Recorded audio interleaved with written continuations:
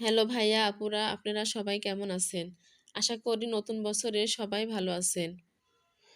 যদি কেউ খারাপ থাকেন তাদেরকে বলবো সুখ-দুঃখ নিয়ে মানুষের জীবন। তাই শত দুঃখের মাঝেও সুখ খোঁজার চেষ্টা করবেন। আসসালামু আলাইকুম, সাদিকা সারা কুকিংয়ে আপনাদের সবাইকে স্বাগতম। সাদিকা সারা কুকিংয়ের পক্ষ থেকে নতুন বছরে নতুন একটি রেসিপি আপনাদের জন্য নিয়ে আসলাম, সরষা দিয়ে আস্ত সিম ভাজি। আমি প্রথমে সিমটা কেটে নেব। ঠিক এভাবে সিমটা কেটে নেব। সিমটা আমার কাটা হয়ে গেছে, এবার আমি ভালোভাবে ধুয়ে পরিষ্কার করে নেব। আমি আস্ত সরিষা নিয়েছি, সরিষার সঙ্গে কাঁচামরিচ নিয়ে নিয়েছি, সেটা আমি ব্লেন্ডার করে নিলাম। এবার আমি আস্ত সিমে মরিচ গুঁড়া, হলুদ গুঁড়া, ধনিয়া গুঁড়া এবং লবণ তার সঙ্গে সরিষা বাটাটা দিয়ে আমি হাতে মেখে নিব।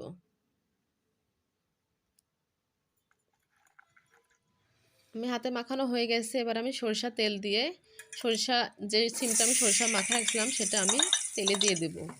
কারণ সরিষার সিমে আপনি সরিষা তেল দেয় বেশি ভালো লাগে। আমি একবার ভালোভাবে নেড়ে চেড়ে আমি পানিটা দিয়ে দিলাম।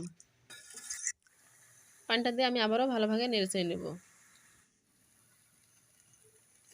এভাবে আপনি কিছুক্ষণ নাড়াচাড়ার পর আমার সিমটা হয়ে যাবে। দেখেন সরিষা সিমটা একদম গায়ে সরিষার মতো লেগে গেছে। আমি এবার আরেকটা কড়াইতে পেঁয়াজ বেরেস্তা ভেজে নেব।